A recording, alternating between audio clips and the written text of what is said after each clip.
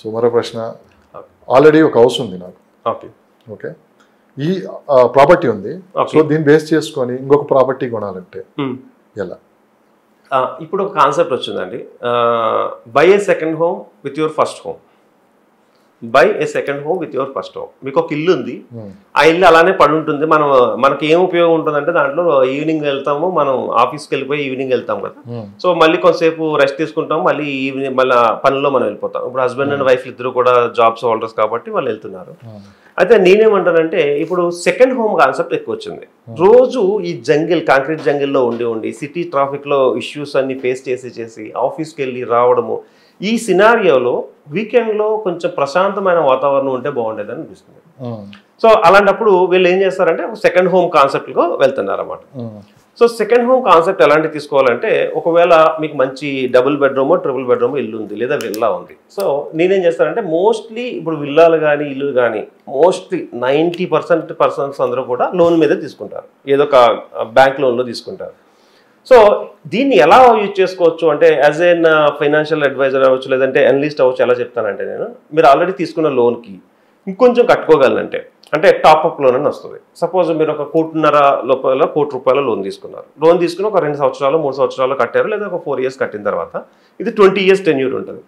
So top-up loan అంటే ఏంటంటే మళ్ళీ ఒక 10 లక్షలు 20 లక్షలు ఇస్తారు. ఈ 10 లక్షలు 20 లక్షలని వేరే దూరంగా ఉన్న ప్లేస్లో ఇన్వెస్ట్ చేయండి, అంటే సిటీకి దూరంగా.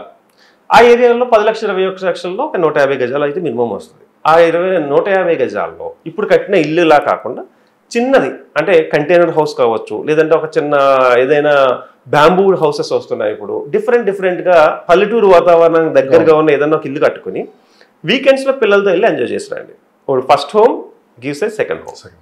సో ఈ కాన్సెప్ట్లో ఎలాంటి చూస్ చేసుకోవాలంటే, మోస్ట్లీ కొంచెము చుట్టుపక్కల గ్రీనరీ ఉండే ఏరియాస్ని సెలెక్ట్ చేసుకుంటే వాళ్ళు ఎంజాయ్ చేయగలరు. ఎందుకంటే ఇప్పుడున్న దాంతో కంపేర్ చేసుకుంటే కొన్ని ఫార్మ్ ల్యాండ్స్ విత్ అప్రూవ్డ్, అంటే మంచి కంపెనీస్ వేసే ఫార్మ్ ల్యాండ్స్లో అన్ని ఫెసిలిటీస్ వాళ్ళే ఇస్తారు. అంటే క్లబ్ హౌస్ కావచ్చు.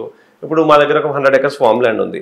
సో దాంట్లో మేము స్విమ్మింగ్ పూల్ ఇస్తున్నాము అండ్ మేజర్ 30+ ఎమ్యూనిటీస్ ఇస్తున్నాము. ఇలాంటి దాంట్లో అంటే కమ్యూనిటీలో ఉంటే అడ్వాంటేజ్ ఏంటంటే, ఏదో ఎక్కడికో దూరంగా వెళ్ళి కొనుక్కుంటే ఆ దాంట్లో మనమే అన్ని చెక్ చేసుకోవాలి. అలా కమ్యూనిటీలో తీసుకుంటే కమ్యూనిటీ ఫార్మ్ ల్యాండ్స్ వస్తున్నాయి. అలాంటి కమ్యూనిటీ ఫార్మ్ ల్యాండ్స్లో తీసుకుంటే అన్ని వాళ్ళకి అందుబాటులో ఉంటాయి. వెళ్ళి వచ్చి జస్ట్ వాళ్ళకి నచ్చిన ఇల్లు కట్టుకోవడము, ఆ స్విమ్మింగ్ పూల్ వాడుకోవడము, ఆ క్రికెట్ కోర్ట్ వాడుకోవడము, ఆ బ్యాడ్మింటన్ వాడుకోవడం, ఇలా ఎంజాయ్ చేయొచ్చు. అండ్ వాళ్ళు they are feeling the second home. అంటే మాకు ఇంకొక ఇల్లు. ఇంకోటి, ఈ సెకండ్ హోమ్ అనేది ఎంజాయ్ చేయడానికే కాదు, ఫ్యూచర్లో ఇది కూడా వాల్యూ పెరుగుతుంది.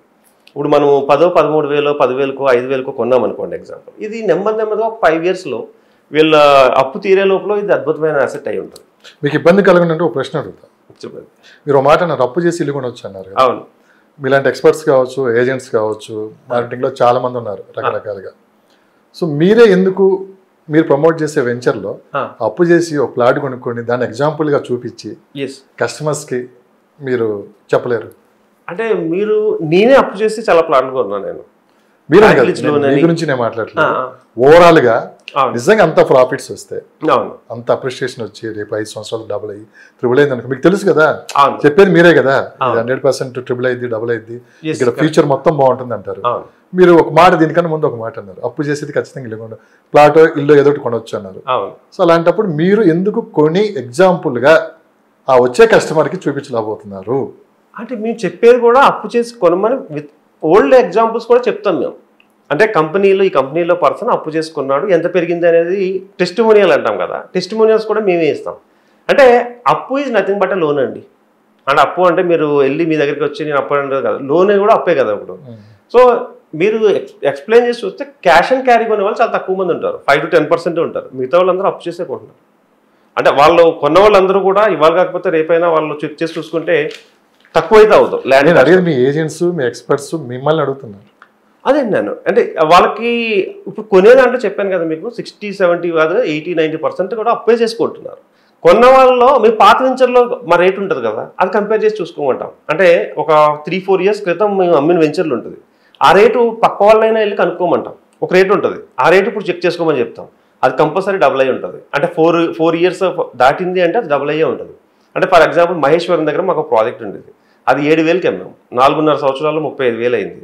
ఓకే, అది మీ ఎగ్జాంపుల్ చెప్తాం. అదే ప్రాజెక్ట్లో మీరు ఇన్వెస్ట్ చేశారా? నేను అప్పటికి నాకంత నేను వచ్చిన కొత్తలో చెప్తున్నాను నేను. సో తర్వాత ఇప్పుడు నేను ప్రతి ప్రాజెక్ట్లోని మంచి ప్రాజెక్ట్ ఏదో ఇన్వెస్ట్ చేస్తున్నాను నేను. ఇప్పుడు మా దాంట్లో ఉన్న ప్రాజెక్ట్లో నేను ఫీజిబిలిటీ చూసుకుని నాకు ఇంచుమించు ఒక 10 ప్లాట్స్ పైనే ఉన్నాయి. ఓకే, అది కూడా మాకు తెలిసిన మా వెంచర్స్ లో కానీ దీంట్లో కట్టారు. ఎందుకు అడిగిన ప్రశ్న, చాలా మంది కస్టమర్స్ ఇదే అంటారు, అన్ని లాభాలు వస్తే నువ్వే కొనొచ్చు కదా అక్కడ. కామెంట్ లో దాన్ని దృష్టిలో పెట్టుకొని అడిగాను. కామెంట్స్ లో కూడా వస్తాయి నువ్వే కొనుక్కోవచ్చు కదా అని. యాక్చువల్ గా ఎనలిస్టులు కానీ రియల్ ఎస్టేట్ దాంట్లో కానీ ప్లాట్స్ లేని వాళ్ళు చాలా తక్కువ మంది ఉంటారు. అంటే ఈ బిజినెస్ చేసినప్పుడు ప్లాట్ తక్కువ అమౌంట్ అంటే వీళ్ళకి కూడా ఒకేసారి పెట్టుకుంటారు. మేము కూడా ఇప్పుడు ఒకసారి కొన్నాము అంటే అది కొంచెం అమౌంట్ పెట్టుకుంటాము, రిమైనింగ్ అప్పు తీసుకోవడము లేకపోతే వచ్చేదాన్ని దీంట్లోకి డైవర్ట్ చేయడం ఇట్లానే చేస్తూ ఉంటాం. సో అది మంచిది. చాయిస్ వచ్చేసి ద బెస్ట్ చాయిస్ అని అంటాను.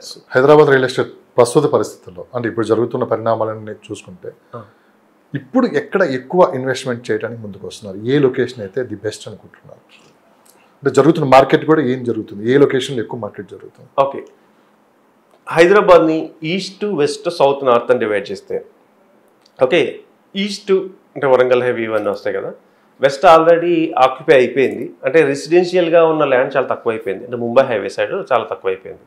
ఇక్కడ సౌత్ పార్ట్కి వచ్చేసరికి ల్యాండ్ చాలా వ్యాస్ట్గా ఉంది అండ్ ఎయిర్పోర్ట్ దగ్గర ఉంది, అంటే షాద్ నగర్ సైడ్ ఇన్వెస్ట్మెంట్లు బాగా ఎక్కువ వస్తున్నాయి.